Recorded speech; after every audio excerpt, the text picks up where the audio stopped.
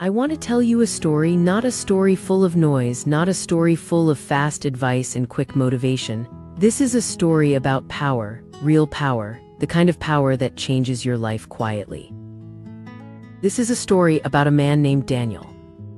Daniel was not special, he was not famous, he was not rich. He was an ordinary man living in an ordinary city. He worked in a small office, had a few friends, and carried dreams inside his heart like everyone else. But Daniel had one problem. He reacted to everything. If someone criticized him, he argued. If someone ignored him, he felt hurt. If someone insulted him, he exploded. He believed reacting made him strong. He believed defending himself immediately proved his worth. But slowly, quietly, his reactions began to destroy his life. One afternoon, during a meeting, his manager corrected him in front of others. It was a small correction, nothing serious, but Daniel felt embarrassed. His face became hot, his chest tightened, and before he could think, he spoke loudly. "That's not true, you're wrong." The room became silent. The manager did not shout back, he simply nodded and moved on, but something changed that day. People stopped seeing Daniel as confident, they saw him as emotional. One reaction changed how people saw him. Daniel went home angry, he replayed the moment again and again in his mind. He told himself he was right, but deep inside he felt something else. Regret.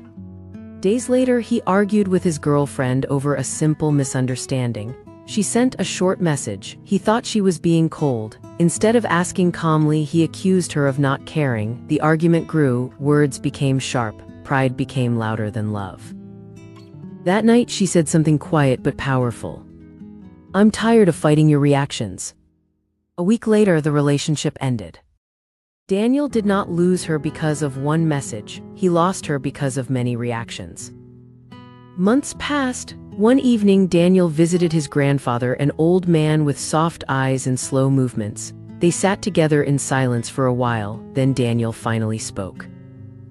"Why does everything in my life fall apart?"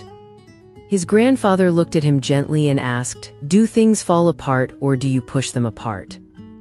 Daniel did not understand. His grandfather continued, "When someone can control your emotions, they control you, and when you lose control, you lose power." Those words stayed in Daniel's mind. That night he could not sleep. He thought about every argument, every broken connection, every moment he wished he could erase. He realized something painful. Most of his suffering did not come from what people did to him. It came from how he reacted. The next morning, Daniel decided to try something new. He called it the 5-second rule. The rule was simple. Before speaking in anger, he would breathe for 5 seconds. Just breathe.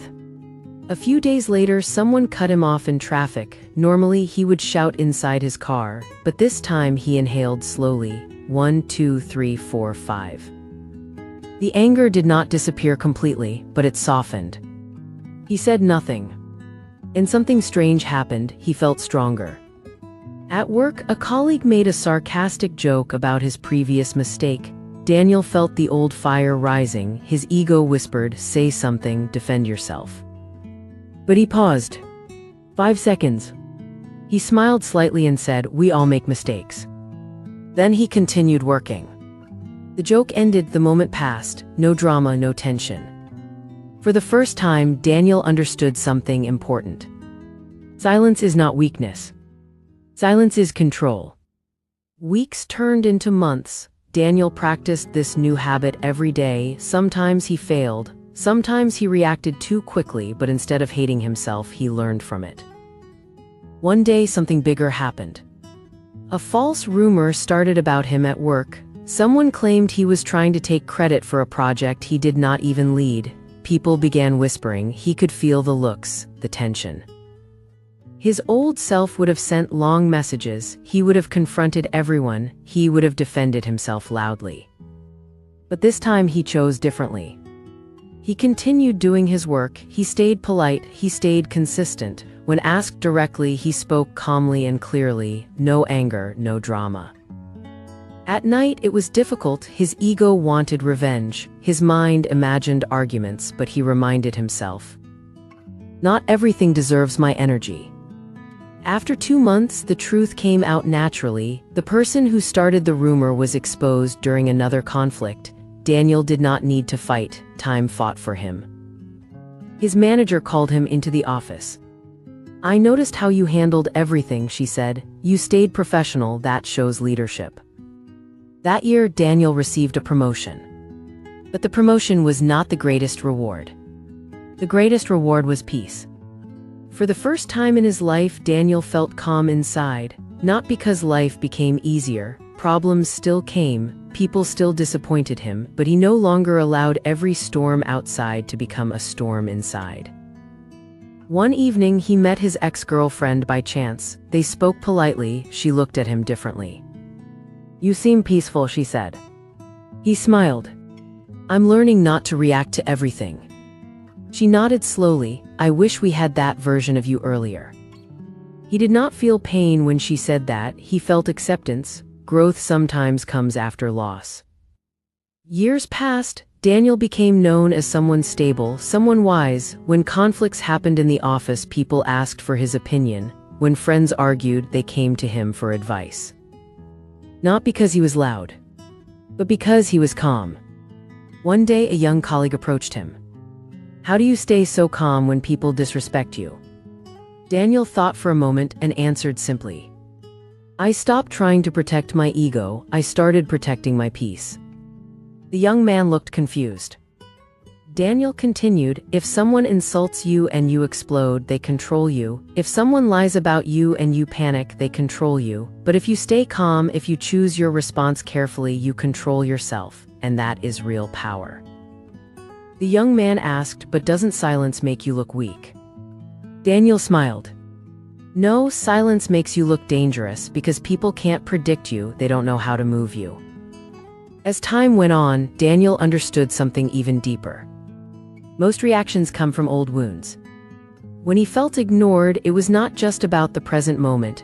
It was connected to childhood memories when he felt unseen. When he felt criticized, it touched old fears of not being good enough. Once he understood this, he became more compassionate toward himself. Instead of reacting blindly, he asked himself, "What am I really feeling?" Sometimes the answer was sadness, sometimes fear, sometimes insecurity. When he faced those emotions honestly, they lost their power.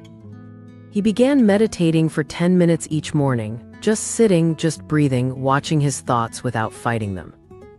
He realized thoughts are like clouds, they pass, but when you chase them, you create storms. One winter evening, Daniel was on a train. A man entered loudly, shouting into his phone, pushing people aside. The entire compartment felt tense. Daniel remembered the old version of himself. He would have judged. He would have reacted internally with anger. But now he simply observed. After a few minutes, the loud man accidentally dropped his phone. It broke. He sat down, frustrated, almost defeated. Daniel leaned slightly and said softly, "Rough day." The man looked at him surprised, then he nodded. "Lost my job today." Daniel did not give advice, he did not judge, he just listened. By the time the train stopped, the angry man looked lighter.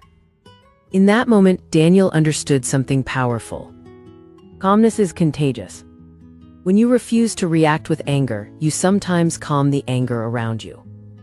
Daniel's life was not perfect. He still faced criticism, he still experienced loss, he still felt emotions. But emotions no longer owned him. He owned them. He learned that not every message needs a reply. Not every insult needs a response. Not every battle needs to be fought. He learned that being right is not always more important than being peaceful. He learned that ego is loud but fragile. Peace is quiet but strong. Years later, Daniel visited his grandfather's grave. He stood there silently and whispered, "You were right." He realized that the difference between a painful life and a peaceful one is often just one pause. One breath. One decision not to react. And now, let me ask you something gently. How many relationships could you save by pausing? How much respect could you earn by staying calm? How much energy could you protect by walking away? You do not need to react to everything. You do not need to prove your worth to people who refuse to see it. You do not need to defend your truth to those committed to misunderstanding you. You only need to master one thing: your response. When you pause, you think clearly. When you think clearly, you speak wisely.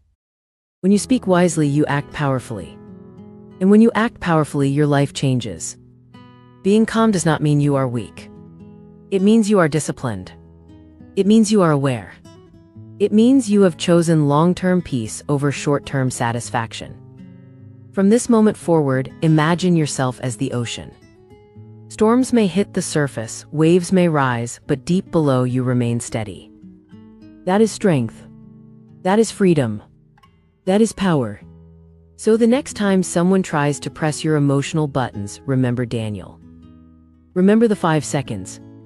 Remember that silence can be louder than shouting. Remember that ego wants to win arguments, but your soul wants peace. Choose peace. Choose control. Choose response over reaction. And slowly, quietly, your life will begin to transform. Not because the world changed, but because you did. Stay calm. Stay aware. Stay powerful. And never forget, the less you react, the more you lead your own life.